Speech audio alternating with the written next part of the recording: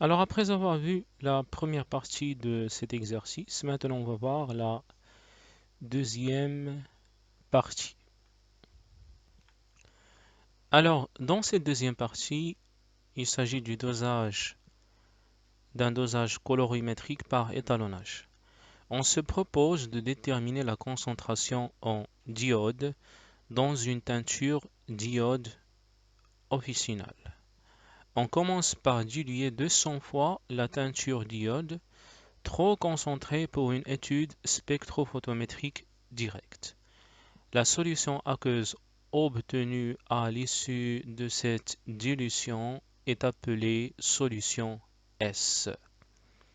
Bon, bien sûr, ici, si on veut par exemple déterminer la concentration en diode dans une teinture diode officinale, eh bien le fait de diluer, donc par exemple ici, si on dilue 200 fois et si on veut connaître la concentration de la solution mère, eh bien c'est très simple, puisque ici on a dilué 200 fois, cela veut dire que la solution phi elle est moins concentrée 200 fois. Cela veut dire que la concentration de la phi égale à la concentration, donc on va dire initiale si je veux, divisé par 200.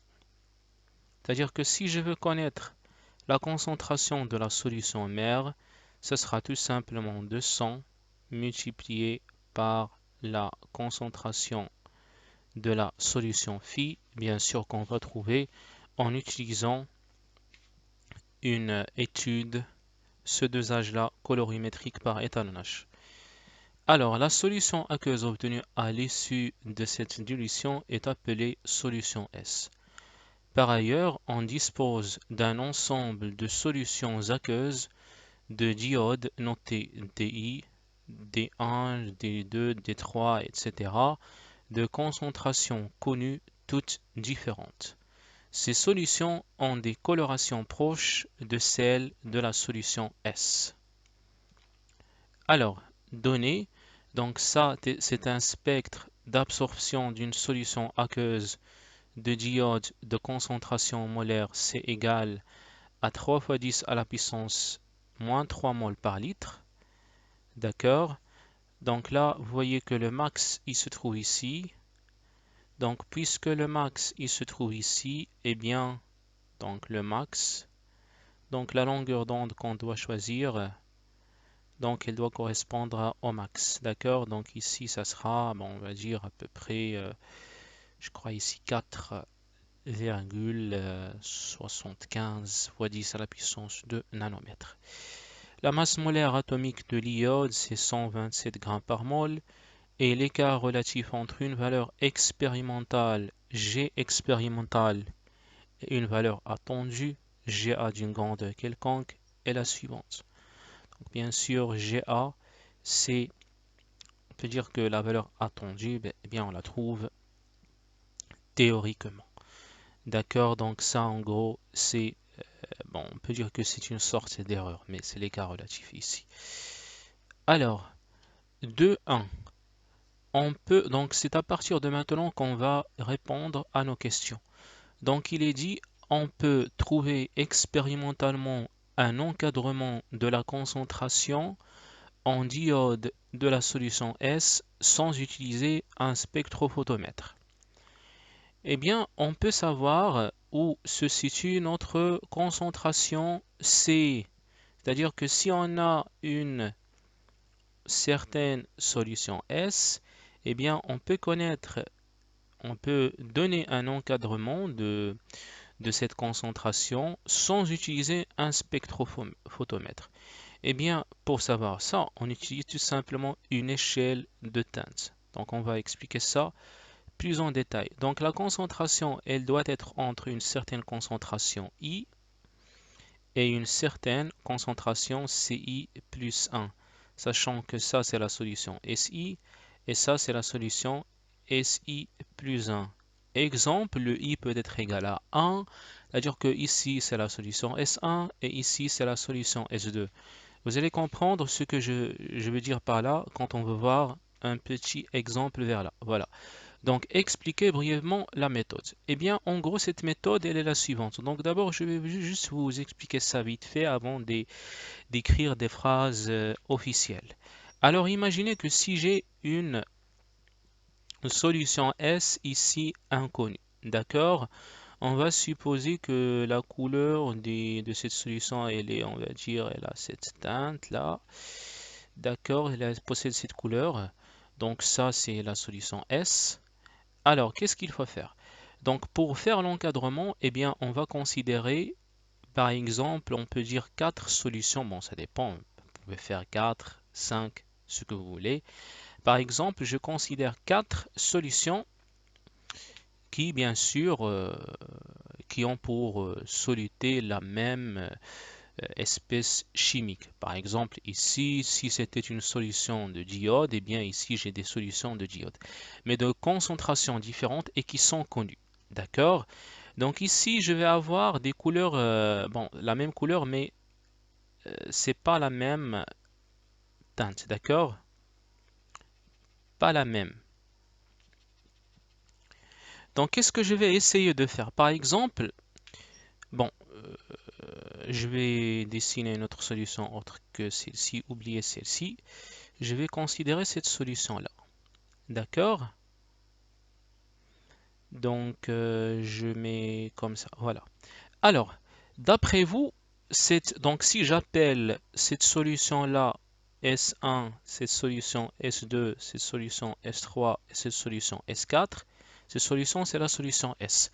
D'après vous, cette solution, elle sera entre quelle solution et quelle autre solution?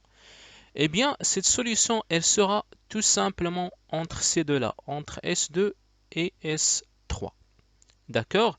Donc, si par hasard, on vous dit que la concentration de C2 est égale à machin, donc on va dire que la concentration de S, qu'on va noter par C, imaginez que si C2 était égal à 2 fois 10 à la puissance moins 3 mol par litre,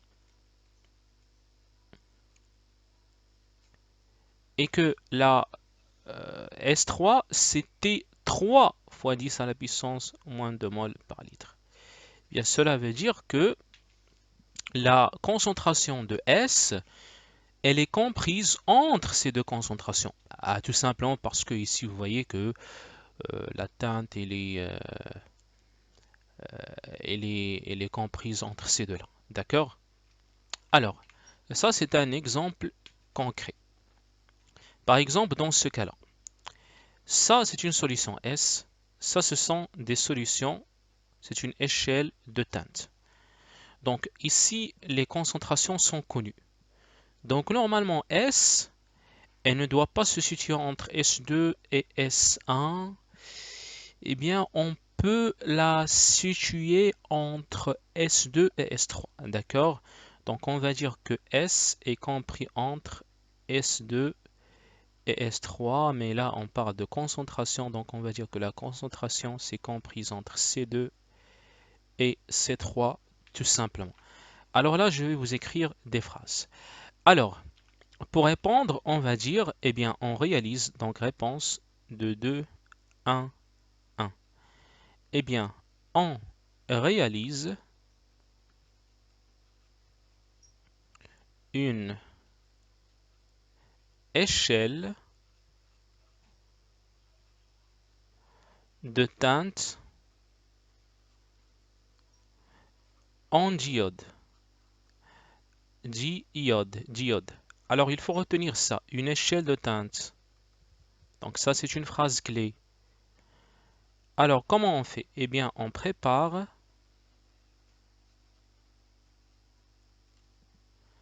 les solutions phi par dilution d'une solution mère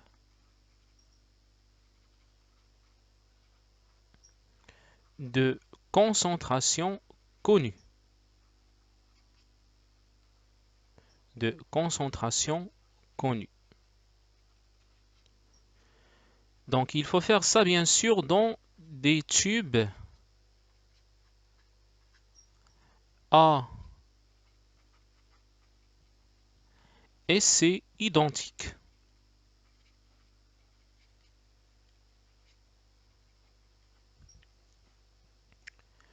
Comme ça,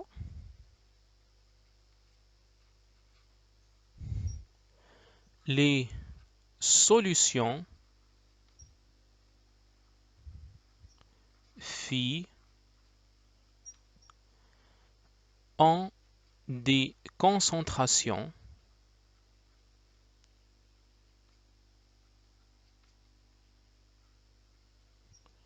connues.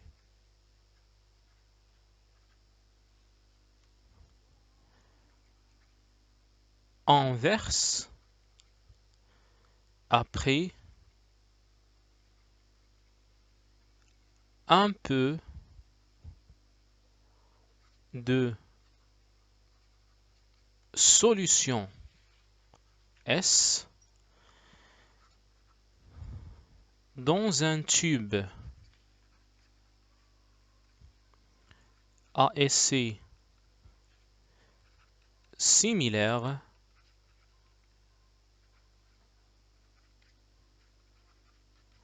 à ceux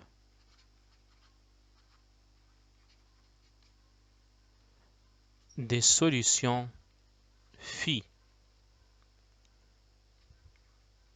Après, on compare l'atteinte